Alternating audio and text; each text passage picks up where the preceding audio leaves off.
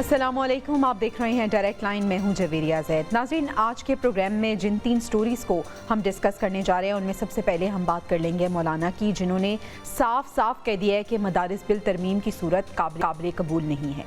अब सवाल ये है कि जो मदारिस बिल का मामला है, क्या ऐवान में यह हल होगा या मैदान में जाने की कोशिश की जाएगी? इस सवाल का जवाब जानने की हम कोशिश करेंगे। दूसरी जानिब और आज की दूसरी स्टोरी में हम करेंगे, वफाकी हुकूमत ने PTI को 2 टोक पैगाम दे दिया है कि जहर घोलकर माहौल नहीं बन सकता। अगर मुज़ाकरात चाहते हैं तो तहरीक इंसाफ को लचक का मुजाहरा करना होगा, लचक दिखानी ज़रूरी है।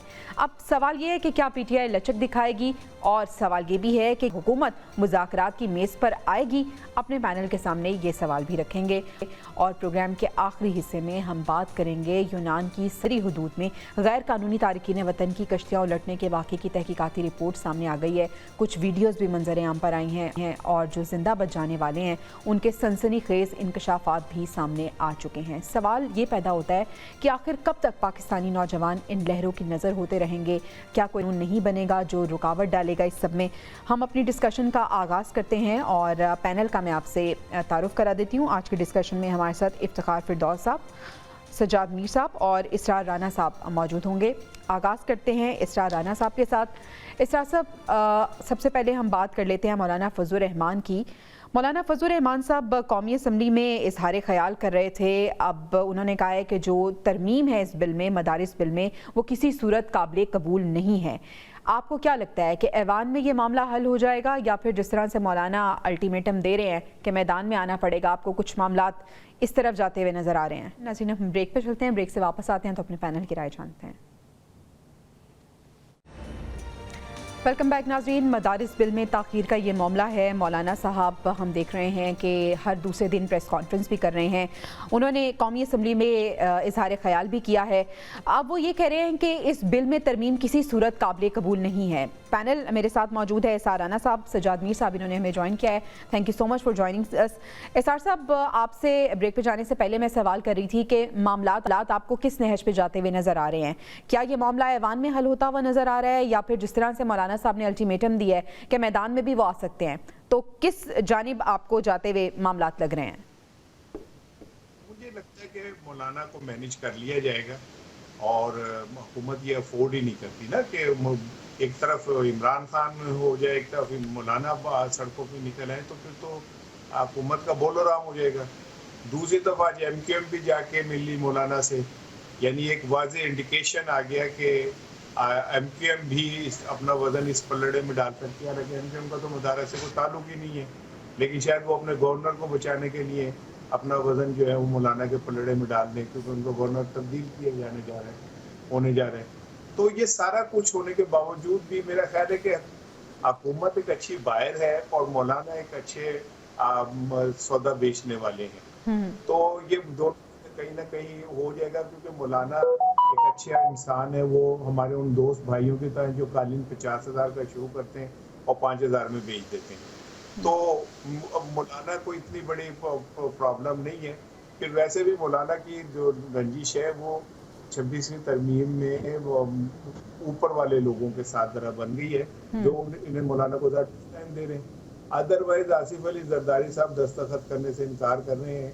तो वो हुकूमत है जो ट्रैक सूट में आधी रात को जगा के जिन्हें कहा जाता है साइन करो इधर, तो वो साइन कर देते हैं। तो इनकी क्या विचारों की है वो है कि ये कोई वो काढ़े या कुछ, लेकिन वो जाहिर है जब तक उन्हें ग्रीन सिग्नल नहीं मिलेगा तो नहीं मुमकिन कि वो साइन करें और ये मामला इसी तरह लटका रहेगा जब तक मौलाना थोड़ा सा सीख लेते। ठीक है सज्जाद मीर साहब, आपको क्या लगता है कि जिस तरह से एसआर साहब कह रहे हैं कि हुकूमत मामलात जो है वो सेटल कर लेगी, तो फिर ताखीर की आखिर क्या वजह है? कहीं मौलाना से 26वीं टीम में जो मौलाना ने चक्कर लगवाए थे उसका बदला तो नहीं लिया जा रहा?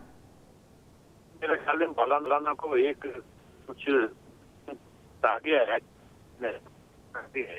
उनका ख्याल था कभी चंद दिन पहले कि 10 एक बोर्ड है अभी तालीम पे या दीनी तालीम के, वो चूंकि मुखालिफ हो गए हैं और वो डिस्कशन कर चुके हैं के साथ, तो शायद कुछ प्रॉब्लम पैदा हो।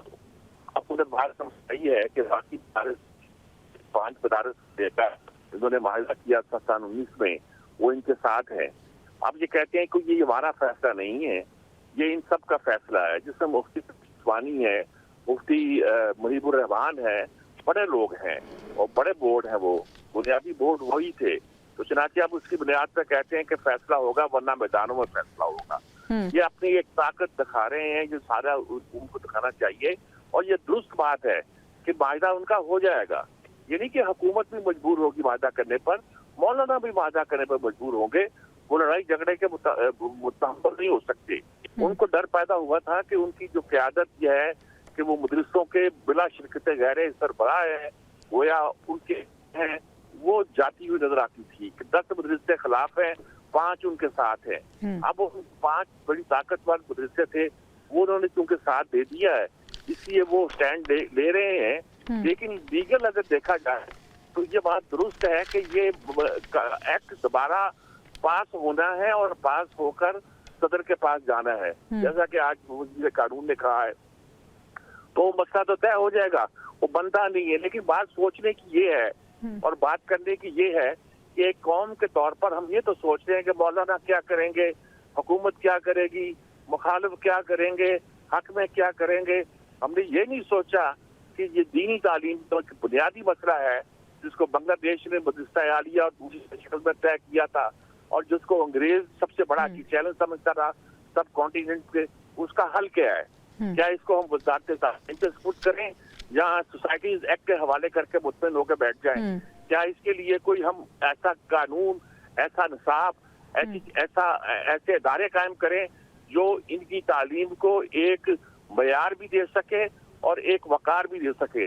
अगर हम ये नहीं कर सकते तो ये मदरसे ऐसे ही हैं जो किसी तरह भी किसी वक्त रुख मोड़ सकते हैं। तो इस बात पे हमें गौर करना चाहिए।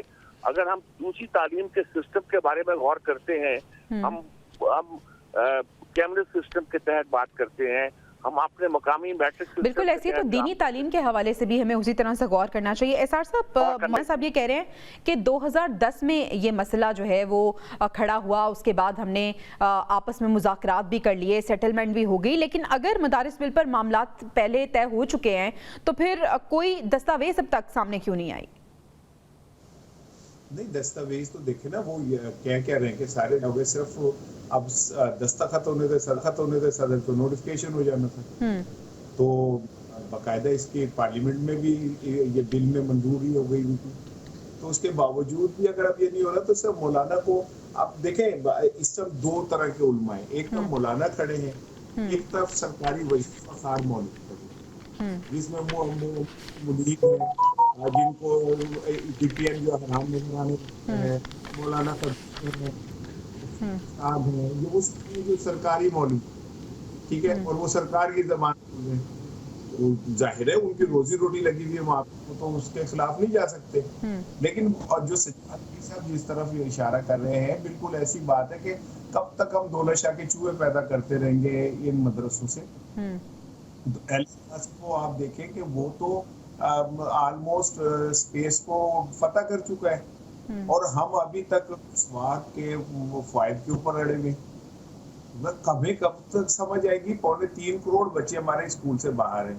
जो ये बच्चे हैं ये मदरसों में, जिनको हम एक खास किस्म की लोहे की टोपियां पहना के दौलतशाह के चूहे बना देते हैं, तो जिन्होंने आने वाले वक्त पाकिस्तान के लिए कुछ करना है, हमें इस रैशनल होकर चीजों को सोचना पड़ेगा। ये मदरसे अगर किसी की मिरास इसलिए है कि बाहर से सऊदी अरब से पैसे आ जाएं, कहीं किसी कुवैत से आ जाएं, यूएई से पैसे आ जाएं, नैरेटिव लेके हम आगे चलें, उनके जो लिटरेचर है उसको लेके हम आगे चलें। पाकिस्तान पहले भी भुगत चुका है ये जंग जो है ना, प्रॉक्सी वार को यहाँ पे मदरसों की, और हमने अपने अंदर सुन्नी पैदा की है, वहां भी बरेलवी देवबंदी पैदा की है। अब हमें इससे बाहर आना होगा। मैं जरा थोड़ा ज्यादा बात कह जाता हूँ जो शायद लोग कहते हुए हिचकिचाते, मैं स्ट्रेट फॉरवर्ड बात कह देता हूँ। तो बात ये कि अगर ये से सब इसलिए है कि यहाँ पे पनीरी बनाई जाए जो दूसरे ममालिक के जहन साजी के अंदर हमारे काम आए, तो हमारे क्या काम आ रही है, इस मुआशरे के क्या काम आ रहे हैं ये लोग, क्या कंट्रीब्यूशन है इस मुआशरे में? जुमेरात को जाके सालन इकट्ठा करना, कब तक हम इस तरह के वो करते रहेंगे? कब तक हम इस बात को नहीं समझेंगे कि मदरसे बिल्कुल दीनी तालीम, तो दीनी तालीम तो घर में भी मैं अपने बच्चों को देता हूँ, दीन से हम दूर जुदा कैसे हो सकते हैं? लेकिन असल बात ये कि दीनी तालीम के साथ हम जब तक प्रैक्टिकली कोई दुनिया के चैलेंजेस को सामने रख के अपनी नस्ल को बिल्कुल ये ऐसी नस्ल दीन और हमारी दुनिया जो है वो साथ साथ ही चलना चाहिए। सजाद मीर साहब, JUIF के रहनुमा हाफिज हमदुल्ला साहब ये कह रहे हैं कि हुकूमत ने मौलाना के खिलाफ उल्मा को खड़ा किया है। ये कह रहे हैं कि हमारा जो गिला है, हमारी नाराजगी उल्मा से नहीं है, हमारी नाराजगी हुकूमत से है और हुकूमत की हिमायती जमातों से हमारी नाराजगी है। वो नाराजगी अपनी जगह दुरुस्त है और सियासत के मैदान में उसको जो भी कह रहे हैं वो ठीक है, लेकिन ये जो बात है ना, ये जो उल्मा खिलाफ खड़े हैं, बसद एहतराम में अर्ज करना चाहता हूँ कि सारे के सारे वो नहीं है कि जिनको हम सरकारी उल्मा कह लें। अब जामिया रशीदिया वाले जो मुफ्ती इब्राहिम साहब जो है, जो गैर मामूली तौर पर बड़ा उन्होंने मदरसा बना रखा है, फिर दूसरे जो ग्रुप हैं जो खड़े हैं, जो इसके मुकाबले में जिनको मिला है, दावत इस्लामी वाले हैं, ये दारुल कादी वाले हैं, यानी हर वो ग्रोह जो अलग था उसको उन्होंने बोर्ड बनाने की इजाजत दे दी, जो इनके साथ बरेलवी देवबंदी के मसलक के साथ अपने आप को नथी नहीं करता था। वफाकुल मदारस या तंजीमुल मदारस के या सल्फी मदारस के या शिया मदारस के इनके खातों में आने के बजाय अपने आप को अलग रखना चाहते। इसका हमें असूल बनाना चाहिए, यानी कि इसको ये बांटने के बजाय जब बांटा गया था कि ये देवबंदियों के मदरसे हैं, वफाकुल मदारस, तंजीमुल मदारस जो है बरेलवियों के हैं, तो इसको पसंद नहीं किया गया था और लेकिन बन गए और उससे ज्यादा बन गए। अब उसके रिजल्ट है कि वो 5-15 हो गए हैं, वो 15 हो गए हैं, वो मौलाना की सुप्रीमेसी मानते नहीं है।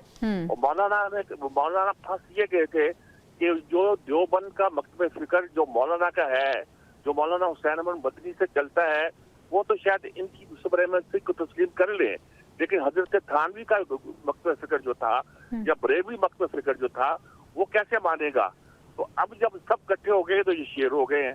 इनके शेर होना अपनी जगह, लेकिन मैं कहता हूँ कि मदरसों की दीनी तालीम के लिए हमारे यहाँ सब कॉन्टिनेंट में बड़े बड़े उलमा पैदा हुए हैं। ऐसे यानी बरेलवी जो बरेलवी से पहले भी बड़े मकतब फिक्र थे। जामिया मकतबा रहीमिया था, जिस शाह वलीउल्लाह जिसकी नुमाइंदगी करते हैं, फिरंगी महल का स्कूल था जिसमें बहरुल उलूम कहलाते थे और दरस निजामी जिनके नाम से चला था, वो लोग मौजूद थे। और फिर इंडिविजुअल तौर पर कुछ लोग बैठे हुए ऐसी तालीम देते थे कि सारे सब कॉन्टिनेंट से इकट्ठे होकर लोग पहुंच गए। ठीक है इसार साहब, जिस तरह से मौलाना कह रहे हैं कि हमारा एक मुआहदा हुआ था, उस मुआहदे के मुताबिक वज़ीर कानून ने एक मुसवदा तैयार किया, ऐवान में लाया गया, इत्तफाक के बावजूद कानून साजी के वक्त बिल में तब्दीलियां की गईं। 21 अक्टूबर को बिल मंजूर हुआ, 28 को सदर ने एतराज़ लगा दिया, स्पीकर और कौमी असम्बली ने सलाह करके बिल वापस सदर को भिजवा दिया। तो ये तमाम तर मामलात में आप सदर मुमलिकत का ये जो एक्ट है इसको किस तरह से देखते हैं? और जिस तरह से आप कह रहे थे कि मामलात तय हो जाएंगे, तो क्या ऑप्शन है हुकूमत के पास, किस तरह से मामलात को तय करेगी? अच्छा देखिए, पहले तो मैं सजाद मीर साहब की बात को थोड़ा सा आगे बढ़ाना चाहता हूँ जी कि हम कहते हैं ना दीनी तालीम, तो ये कौन सी तालीम है जिसमें बरेलवी मदरसा है तो कहीं क्या कहते हैं देवबंदी मदरसा है? क्या हम फिरकों में बांटने वाले मदरसे बना के बैठे हुए, या हम अपनी नस्ल को मुसलमान से ज्यादा को बरेलवी और देवबंदी बनाने के पर काम कर रहे हैं? तो मजहब कहाँ चला गया? मजहब में तो कोई फिरका नहीं। और अगर इन लोगों की रोजी रोटी इस पे चलती है कि मेरे बच्चों को ये सिखाया जाए कि बरेलवी काबिल नफरत है और इनकी अजान की कोई अहमियत नहीं है, और बरेलवियों को सिखाया जाए कि देवबंदी जो है ये कुफर बोलते हैं, तो आप इस्लाम दीन की तालीम कहाँ दे रहे हैं? आप तो पाकिस्तान को तकसीम करने की तालीम दे रहे हैं। आप तो खुद एक सफ में खड़े होकर नमाज नहीं पढ़ सकते, आप कैसे दीन की तालीम दे सकते हैं किसी को? कहाँ पे है आपका दीन? दीन तकसीम करने का नाम है, दीन बच्चों के जहनों को एक दूसरे के लिए नफरत पैदा करने का नाम है। दीन का मतलब ये कि मैं अपने बच्चों को कहूँगा ये काफिर है और वो अपने बच्चों को कहें ये काफिर है। कौन सा ये हम दीन की खिदमत कर रहे हैं? बाकी रह गई ये बात कि अब जो मैं बात मौलाना फजलुर रहमान की कह रहा हूँ, तो फजलुर रहमान साहब कौन से चीख वेरा है कि वो इनकलाब के लिए खड़े हुए, जहाँ उनको अपनी आसानी मिलेगी वहां पे वो मान जाएंगे। और ये मदरसों की लड़ाई क्या है? लड़ाई तो यही है कि ऑडिट नहीं हो, ऑडिट कैसे हो, ऑडिट कौन करेगा, पैसे कहाँ से आ रहे हैं, ये चल कैसे रहे, ये क्या मामलात हैं? असल लड़ाई तो ये है, ठीक है ना? तो ये एक आप पीटीआई पीपल्स पार्टी नून लीग के ऊपर तो बड़ा फंड फंडिंग के केसेस बनाते हैं, कभी आप दीनी जमातों का भी तो करें ना ऑडिट, इनको पैसे कहाँ से आते हैं? कौन भेजता है इनको पैसे, तो आपको समझ आ जाएगी। बिल्कुल ऐसी जो बाकी ये- असल लड़ाई है जिसकी इसार साहब आप बात कर रहे हैं, सजाद साहब आपको क्या लगता है कि ये जो असल लड़ाई है जिस वजह से इख्तलाफात है हुकूमत और मौलाना के दरमियान, किस हद तक मौलाना के जो मुतालबात है वो माने जा सकते हैं हुकूमत की जानिब से? देखिए, ये लड़ाई बरेलवी देवबंदी की नहीं है। बिल्कुल ऐसे मुफ्ती मुनीबुर रहमान खालिस बरेलवी हैं और वो तंजीमुल मदारिस के सरबराह हैं, और ये वफाकुल मदारिस के सरबराह जो हैं मुफ्ती तकी उस्मानी हैं। आपकी बात करते मेरी बात सुन ले आप, मेरी बात सुन ले आप। मेरे आपकी गाइड कीजिएगा। आप ही ने कहा है कि ये देवबंदी मेरी बात आप ही कह रहे हैं, उससे कॉम्प्लिकेटेड है, इतना आसान जितना आप समझ रहे हैं। ये देवबंदी बरेलवी का मसला नहीं है, मौलाना की क़ियादत का मसला है। और ये बात दुरुस्त है कि मौलाना से वादा किया गया, अगर पास किया गया है तो बिल्कुल कानूनी तौर पर पास होना चाहिए था। अब नहीं हुआ है तो मौलाना का ये प्लस पॉइंट है, अब मदरसे उसके साथ हो गए हैं, उसमें देवबंदी भी हैं, बरेलवी भी हैं, और मुफ्ती तकी उस्मानी के साहब के साथ इसलिए दबते थे कि वो हजरत थानवी के ग्रुप के हैं, और ये जो है ये वो मौलाना हुसैन मदनी वक्त में फिक्र के हैं, और हम उन पर जमीयत उलमा इस्लाम तो ये कहते हैं, हमें जमीयत उलमा हिंद या कांग्रेसी मौलवियों के फॉलोअर्स कहते थे। इनकी वो कमजोरी दब गई है जब सब एक हो गए हैं, लेकिन इनके एक होने से जब 10 मदरसे और आ गए हैं, ये जामिया रशीदिया जिसका जिक्र कर रहे हैं मुफ्ती रहीम साहब, जिसने अफगानिस्तान में काम किया, मॉडर्न एजुकेशन को आम किया और इतना बड़ी दस्ता बनाई कि यूनिवर्सिटी कहलाती है। और मिनहाजुल कुरान पर जाके देखें तो ये दारुल कादरी का, आप उसके खिलाफ हो या हक में हो, उनका अपना एक बहुत बड़ा निजाम है। और ये जो दावत इस्लामी है जो कि बरेलवियों की कह लीजिए कि तबलीगी जमात है, उन्होंने तो इतना फैला लिया अपना काम कि जिसकी इंतहा नहीं है। जामिया नेमिया अपना है, मेरा शरीफ वाले अपने हैं, तो ये सारे जो घर घर में बोर्ड बन गए हैं, तो ये इस बात की निशानी है कि हुकूमत कंट्रोल नहीं कर पा रही, बल्कि इस बात की निशानी है कि वो तो कहती है, मौलाना फजल रहमान के कामना मुस्तफा साहब ने कहा मेरे प्रोग्राम में कहा कि ये एक आदमी, रिटायर्ड आदमी जो है वो एजुकेशन मिनिस्ट्री में बैठा हुआ है और वो सारे जो चक्कर चला रहा है, नए बोर्ड उसने बनवाए हैं, उनकी रजिस्ट्रेशन कराई है, और वही इस लड़ाई का जिम्मेदार है। हम उसके खिलाफ लड़ रहे हैं। ठीक है, ये जो मदारिस बिल रजिस्ट्रेशन का मामला है, मौलाना साहब भी यही कह रहे हैं कि अगर हमसे वादा किया गया था तो उसे वफा किया जाए, और अगर इख्तलाफात थे तो पहले ही तब ही बताया जाता। अभी हमें ब्रेक पे जाने हैं सजाद साहब, ब्रेक पे जाना है, ब्रेक से वापस आएंगे तो हम बात करेंगे पाकिस्तान तहरीक इंसाफ और हुकूमत के दरमियान जो मुज़ाकरात के हवाले से कयास आराइयां हैं, कितनी हकीकत है उसमें और कितनी वो कयास आराइयां हैं, जानेंगे ब्रेक के बाद। Stay with us. Welcome back नाज़रीन। पाकिस्तान तहरीक इंसाफ और हुकूमत के दरमियान जो मुज़ाकरात की बातें हैं ये बहुत दिन से हो रही हैं। पाकिस्तान तहरीक इंसाफ ने इसके लिए एक मुज़ाकराती कमेटी भी तश्कील दी, लेकिन वज़ीर दिफ़ा जो हैं, वफाकी वज़ीर दिफ़ा ख्वाजा आसिफ साहब, उन्होंने कल भी ये कहा कि मुज़ाकरात अभी होते नज़र नहीं आ रहे क्योंकि PTI संजीदा नहीं है। दूसरी तरफ उमर अयूब साहब ये कह रहे हैं कि मुज़ाकरात तब तक नहीं हो सकते जब तक हुकूमत संजीदा नहीं इस मामले को लेती। तो इसार राना साहब, संजीदा कौन नहीं है? पाकिस्तान तहरीक इंसाफ संजीदा नहीं है या हुकूमत संजीदा नहीं है? और जो मुज़ाकरात खेल खेला जा रहा है, क्या वाकई होने जा रहे हैं मुज़ाकरात? एक तरफ हुकूमत है जो लचक का मुजाहरा करे, और दूसरी तरफ वो PTI है जो कह रहे हैं कि जी ये संजीदा नहीं है। तो मुझे पहले तो हुकूमत के एतमाद के लिए मुझे देखा जाए ना कि कैसे उनका एतमाद हो सकता है। लचक का क्या मुजाहरा है? कोई लचक के ठुमके लगाएं, क्या करें? सारे थल्ले लगे इन्हें सारे, इन्होंने की लचक दिखानी है? क्या अडियाला जेल में इमरान खान साहब जो हैं वो ठंडे पानी से नहा के भंगड़े डालें तो इन्हें यकीन आएगा? क्या करें? किस तरह इन्हें यकीन आएगा कि ये लचक, भाई वो कह रहे हैं कि हमसे मुज़ाकरात करें आप, तो आप उनसे मुज़ाकरात करें। दूसरा आप भी तो बताएं, अमानुल्लाह खान स्टेज के बड़े अदाकार थे, जनरल नसीब करे, वो कहते एक दिन मुझे नाके पर रात को रोक लिया पुलिस वालों ने, कहा मुंह सुंघाओ, तो कहते मैंने कहा कि आप पहले तुझे सुंघाओ। तो भाई आप उनको जो मुंह सूंघ रहे पहले अपना तो सुंघा दो। आप कितने संजीदा हैं और आपके वो है क्या? अगर वो जो उनके मुतालबात है आप पूरे कर सकते, एक भी नहीं कर सकते, आप तो है ही नहीं, कख नहीं, पल्ले नहीं गया, तेला ते कर दी मेला मेला। आप किस चीज का मुज़ाकरात करेंगे? वो कहते हैं मैंडेट वापस करो, आप कर सकते हैं। वो कहते हैं 26वीं तरमीम खत्म करो, आप कर सकते हैं। वो कहते हैं तमाम कैदियों को करो, आप कर सकते हैं। तो फिर जब नहीं कर सकते तो मुज़ाकरात किस चीज के कर रहे हैं आप? कि आपके पास है कौन सा मैंडेट जो आप मुज़ाकरा? तो आपकी तो अपनी बात का आपको नहीं पता होता कि सवेरे पूरी होनी है कि नहीं होनी।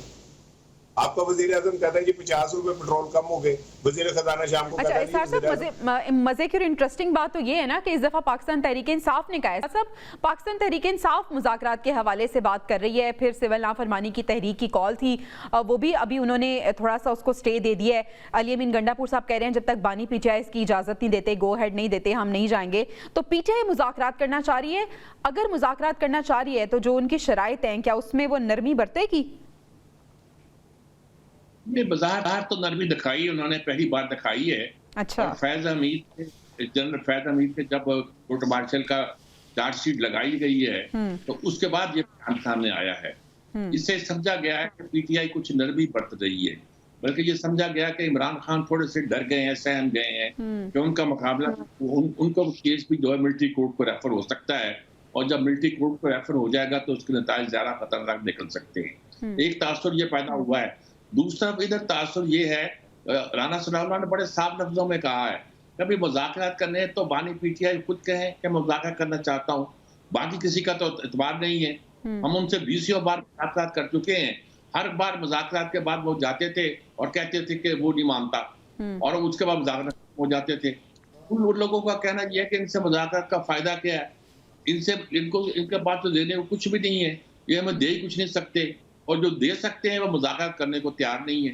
तो ये एक खेल है, एक म्यूजिकल चेयर का खेल है जो जारी है, और इसमें सबको मालूम है कि कुर्सी पे बैठना किसने है। बैठना उसी ने है जो बैठा करता है, और जो बैठा हुआ है वो शायद उठेगा भी नहीं, और म्यूजिकल चेयर वही जीतेगा, और उसी के पास है। अब उसमें बीच में आ जाता है कि बिलावल भुट्टो की मुलाकात हुई है। बिलावल भुट्टो कोई खेल तो नहीं खेल रहा, जरदारी चाहता है कि उसकी उम्र में उसका बेटा वजीर आज़म बन जाए, कहीं इस हुकूमत की छुट्टी करा के उससे कोई अंडरस्टैंडिंग की जा रही। ये सारी अफवाहें हैं, सारा खेल है, सारी हवा दर्द का इम्तहान है। ठीक है, गुजर रहे इसमें से, ये फेज बुत गुजर जाएगी, फिर कल कोई और हम सवाल लेके बैठ जाएंगे, बीच में जेली सवाल हट जाते हैं।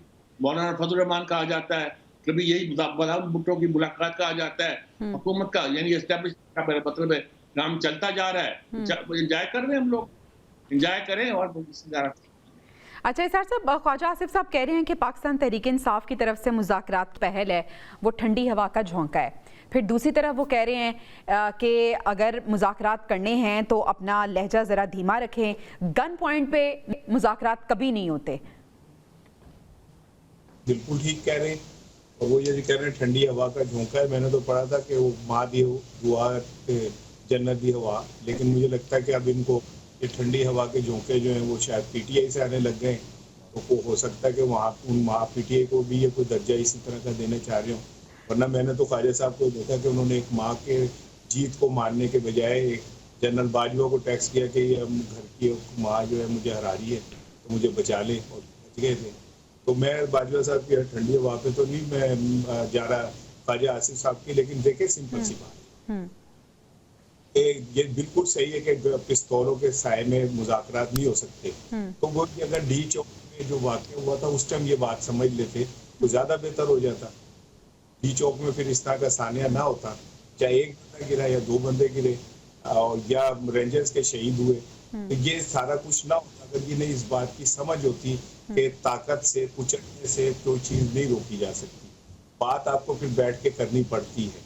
और इमरान खान डायरेक्ट अगर आप कहते हैं कि उससे वो इस बात की दे, तो इमरान खान कैसे दे? चले जाओ जेल मिलने नहीं, आपको डर ये कि हम जेल मिलने जाए फिर हमें पता नहीं निकलने ना दे वापस। तो अभी इमरान खान आगे जो आपको ये खौफ हो गया हमें जेल में फेंक के फिर निकलने नहीं देंगे, जाके इमरान खान से जेल पे बात कर लें। अभी कुछ दिन पहले मेरी इतला थी पाकिस्तान के बहुत बड़े सरमायाकार सनतकार मिले इमरान खान से जाके और उनसे कहा कि जी मामला ठीक करे। उसने तो वही बात की, ठीक है ये चीजें हैं कर ले। भाई आप ना करें मैंडेट वापस, आप सिंपल ये करें कि आप बात का ऐलान कर दें। और जो राजा सिकंदर साहब हैं जो रोज इलेक्शन कमीशन की इमारत पे खड़े होकर खाते बिलियां बिलियां ताकती हैं, ठीक है, वो कहना बंद कर दे। और वो प्रसाद जो मुस्लिम लीग नून को बांट रहे हैं, दूसरी तरफ कुछ अच्छा एसआर साहब अब यहाँ पे ये बताएं कि जैसे आप कह रहे हैं कि पाकिस्तान तहरीक इंसाफ की जो शराइत है हुकूमत कभी उन्हें नहीं मानेगी क्योंकि वो शराइत काफ़ी कड़ी हैं, तो फिर पाकिस्तान तहरीक इंसाफ का मुज़ाकरात की बात करना, फिर जो सिविल नाफरमानी की कॉल थी उसको अभी उन्होंने रोक दिया है, 16 दिसंबर की डेडलाइन थी, ये ऑप्टिक्स हैं जो पीटीआई यूज़ कर रही है? डेफिनेटली उन्हें भी पता था कि हमारी ये सिविल नाफरमानी की तहरीक कामयाब नहीं होगी, तो उनके पास बेहतरीन मौका था कि वो ये मुज़ाकरात के नाम पे अपने आप को पीछे ले जाए। ठीक है, उन्हें भी पता है और उनके मुज़ाकरात चल रहे हैं। वैसे मैं आपको आपके प्रोग्राम में बताऊं, एस्टेब्लिशमेंट से चल रहे हैं उनके मुज़ाकरात, उनकी बातचीत चल रही है। अच्छा। और आप ये जरा, तो आप भी एक साफी हैं, आप जरा देखें पिछले जो 2-3 बड़ी मुलाकातें हुई हैं उनमें कौन शख्स है जो मुसलसल 7-7 घंटे इमरान खान के साथ बैठा रहे? फवाद चौधरी। फवाद चौधरी कैसे प्यारे हो गए, वो तो इमरान खान नाराज थे उनसे। फवाद चौधरी अचानक जाके उनके पास बैठ गए, पिछली दफा 7 घंटे मुलाकात की, फिर कल भी वो इतनी लंबी मुलाकात करके आए। फवाद चौधरी क्या कर रहे हैं? फवाद चौधरी एस्टेब्लिशमेंट और इमरान खान के दरमियान ट्रस्ट डेफिसिट को कम करने की कोशिश कर रहे हैं। अच्छा। और रास्ता निकालने की कोशिश कर रहे हैं। ठीक है, और वो बाकायदा जो कानों में वो कर रहे होते हैं, वो कौन सा कोई कानों में माई आवेगा मैं फुलाना तकलीफ से जाऊंगी गाना सुना रहे, वो जाहिर है कोई ना कोई बात पैगाम दे रहे होते हैं। ठीक है, कोई ना कोई पैगाम आप हमें हमारे प्रोग्राम के तवज्जो से बता रहे हैं कि कोई ना कोई पैगाम वो दे रहे हैं। सजाद साहब, आपको भी लग रहा है कि बैकडोर राब्ते चल रहे हैं और जो फवाद चौधरी की एंट्री है दोबारा से, इसका भी कोई ना कोई रिजल्ट हमें आने वाले दिनों में नजर आएगा? दरअसल जी एक ने कई फवाद चौधरी है। अच्छा। ये जो अली अमीन गंडापुर है, ये भी फवाद चौधरी है अपने वक्त के। अच्छा। बहुत से लोगों के बारे में यही कहा जा सकता था कि वो लिंक है एक तरह के। पहले शाह महमूद कुरैशी के बारे में भी ये कहा जा सकता था कि उनको छोड़ा गया है इसलिए कि वो राब्ता करें और उनको एक तरह का जानशीन बनाया जाए। एक नहीं 20 लोग हैं जो ये दावा करते हैं और शायद वो दावा ठीक भी हो, एस्टेब्लिशमेंट उनके साथ एंगेज करती हो, उनको आगे करती हो, उनसे फीलिंग बढ़ाती हो, उनसे बात बनाती हो, फिर बात बदल जाती हो, कोई कुछ नहीं कर सकता जी। ये लड़ाई जो है ये उसने एस्टेब्लिशमेंट से ली हुई है, हुकूमत से नहीं है। एस्टेब्लिशमेंट से भी लड़ाई नहीं है, बल्कि पार्टी के चीफ की लड़ाई जो है फौज के चीफ के साथ लड़ाई है। और वो लड़ाई कब बनी थी सबको मालूम है, खुली हुई बात है। उसकी तकर्री रोकने तक के लिए वो मुजाहरा करने पे उतर आए थे। अब उस पर आप क्या सोचते हैं? और उन्होंने जब वो हमारी ISI के चीफ थे, उन्होंने सारी जाकर फाइलें दे दी थी कि ये है आपके घर में आती है करप्शन का सारा खाना। तो इसमें क्या तो करते हैं कि कोई ऐसा शख्स जो कि मुखलिस हो मामलात के साथ, वो कोई गड़बड़ करेगा, कोई बदलेगा, वो इसको भी समझते हैं, ये इसको पता है कि वो इनके बारे में उसकी राय क्या है, तो कैसे बात आगे चल सकती है? और अब जबकि नई हाल पैदा हुई है, ये छोटी बात नहीं है जो जनरल फैज को उन्होंने गिरफ्तार किया गया है और कोर्ट मार्शल किया गया है। फौज में आसानी के साथ कोर्ट मार्शल इस लेवल पे नहीं हुआ करता कि एक आदमी आपका ISI का चीफ रहा हो और उसके साथ लेफ्टिनेंट जनरल हो और उसके बाद उसको पकड़ लिया जाए और जिस केस पहले हवाला दिया जाए कि इससे छूटने में मुश्किल ना हो, वो वक्त हुआ हो, जो वो अपने ओहदे पर बरकरार हो, वो एक सोसाइटी का केस हो और साथ ही कह दिया जाए कि कुछ इसके सियासी ताल्लुकात भी थे जो रिटायरमेंट के बाद भी इसने इख्तियार किए, उनकी इंक्वायरी हो रही है। वह तलवार लटका दी, आपने तलवार जो बंदा जेल में है उसके सर पर भी लटका दी और फैज हमीद के सर पर भी लटका दी। तो ये सारी सूरत हाल जो है ना, ये इतनी आसान नहीं जो नजर आती है। ठीक है, सूरत हाल आपको इतनी आसान नहीं लग रही जितनी नजर आती है। एसआर साहब, इस चंक को हम कंक्लूड करेंगे। वन लाइनर में आपसे जवाब लेना चाहूंगी, बताइएगा कि जो मुज़ाकरात खेल खेला जा रहा है और काफ़ी दिन से इसकी बाज़गश्त है, आपको लगता है कि मुज़ाकरात हुकूमत और PTI के दरमियान हो रहे हैं या मुज़ाकरात कहीं और हो रहे हैं? हुकूमत और PTI के मुज़ाकरात तो ये जो मेरे मैथ में ना वो है, लेकिन अगर कहीं और हो रहे हैं तो मैं सिर्फ एक जुमला कहूँगा कि अगर ऐसा था जैसे सजाद मीर साहब कह रहे हैं, तब भी मैं तो ये दरख्वास्त कर सकता हूँ कि अगर ये जो लोगों की लड़ाई है तो इससे कौम का नुकसान नहीं होना चाहिए। बिल्कुल, कौम को आगे बिल्कुल ऐसी है, कौम का नुकसान नहीं होना चाहिए। सजाद साहब, यही सवाल आपकी जानिब लेके आना चाहूंगी, मुज़ाकरात हो रहे हैं हुकूमत और PTI के दरमियान? देखिए जी, जिसे मजाकत कहते हैं ना, जिसे आप ये तो नहीं कहूँगा मजाकत का खेल जारी है, मतलब आप समझे मजाकत हो रहे हैं और होते रहेंगे। अच्छा, ठीक है, हमारे पैनल की राय नाज़रीन आपने जान ली। ब्रेक से हम वापस आएंगे तो हम बात करेंगे यूनान कश्ती हादसे से मुतालिक। Stay with us. Welcome back नाज़रीन। यूनान की समंदरी हुदूद में गैर कानूनी तारकीन वतन की कश्तियाँ उलटने के वाक़े की जो तहकीकाती रिपोर्ट है वो सामने आ गई है और 80 पाकिस्तानियों की मौजूदगी की इत्तला मिली है। 3 कश्तियाँ थी जो कि डूबी, जिनको ये हादसा पेश आया। पहली कश्ती में 6 पाकिस्तानियों समेत 45 अफराद सवार थे जिन्हें बचा लिया गया। दूसरी कश्ती में 5 पाकिस्तानियों समेत 47 अफराद सवार थे और तीसरी कश्ती में 83 अफराद सवार थे जिसमें 76 पाकिस्तानी थे। 39 अफराद ताहाल लापता हैं जिनमें 35 पाकिस्तानी हैं। सबसे पहले तो अपने चैनल के अपने प्रोग्राम के तवस्सुत से मैं आवाम से अपील करना चाहती हूँ कि खुदारा अपनी ज़िंदगियों को, अपनी जानों को दाव पे मत लगाएं। आप बाहर ज़रूर जाएं लेकिन कानूनी तरीका अपनाएं, क्योंकि जब जान ही नहीं रहेगी तो मुस्तकबिल कैसा। दूसरा सजाद साहब, सवाल तो ये भी है कि कई जानें अब तक जा चुकी हैं। इंसानी स्मगलर्स जो हैं वो दंदनाते फिर रहे हैं और कानून की गिरफ्त से बाहर हैं। कब इंसानी जो स्मगलर्स हैं वो पकड़ में आएंगे और इनका जो गिरोह है, इनका नेटवर्क जो है उसको पकड़ लिया जाएगा? अब का तो मैं जवाब नहीं दे सकता जी, लेकिन ये बात बहुत बड़ी नेग्लिजेंस है। मुल्क के बाहर जितनी खराबियां पैदा होती हैं, आपको जितने बेकारी मिलते हैं, जितने बैगर्स मिलते हैं, सऊदी अरब में जितने पकड़े जाते हैं और मुस्लिम मुल्कों में पकड़े जाते हैं, वो सारे पाकिस्तानी होते हैं। कश्ती डूबती है, यूनान के साल के करीब डूबती है। वो एक आर्क सी बनी हुई जहाँ से आप छोटा समुद्र पड़ता है, आप आसानी के साथ यूरोप में जा सकते हैं। वो पाकिस्तानी निकलते हैं। आखिर ऐसा क्यों है? हमारे यहाँ पुलिस मिली होती है, खासतौर पर मुख्तलिफ ऑफिसर्स मिले होते हैं मुख्तलिफ महकमों पे। जब तक हम अपनी ब्यूरोक्रेसी पर सख्ती नहीं करेंगे, अपने उन अदारों पर सख्ती नहीं करेंगे जो ये काम करते हैं और जिनके थ्रू ये काम किया जाता है, उनको निशाने इबरत नहीं बनाएंगे, उस वक्त तक ये काम रुकेगा नहीं। और इस काम का ना रुकना इस बात की निशानी है कि हमारा कोई इंतजाम जो है, ना कोई कंट्रोल ब्यूरोक्रेसी पे है, ना कोई पुलिस पे है, ना उन अदारों पे है जो इस चीजों को कंट्रोल करने के लिए बनाए जाते हैं। पता नहीं क्या क्या अदारे बना रखे हैं, प्रोटोकॉल फला, लेकिन होता ये कि आदमी चले जा रहे हैं, हम उसके बाद हम कहते हैं कि हमारा समर्थन करना उनकी बड़ी मदद कर रहा है, उनको वापस भिजवा रहा है, बिल्कुल ऐसे जिंदा वापसी का इंतजाम कर रहा है, जिंदा नहीं बचे उनकी लाशों के लाशें जो हैं वो बुलाई जा रही हैं। एसआर साहब, जिस तरह से बात कर रहे हैं सजाद साहब के, सिर्फ स्मगलर्स इस काम में मुलविस नहीं है, इस गंदे धंधे में मुलविस नहीं है, बल्कि एक चेन ऑफ नेटवर्क है जो कि मुलविस है और जब तक उस नेटवर्क को नहीं पकड़ा जाएगा तो ये काम ऐसे ही चलता रहेगा। आपको भी ऐसा ही लगता है? नहीं, ये खाली इदारे और नेटवर्क की बात नहीं है।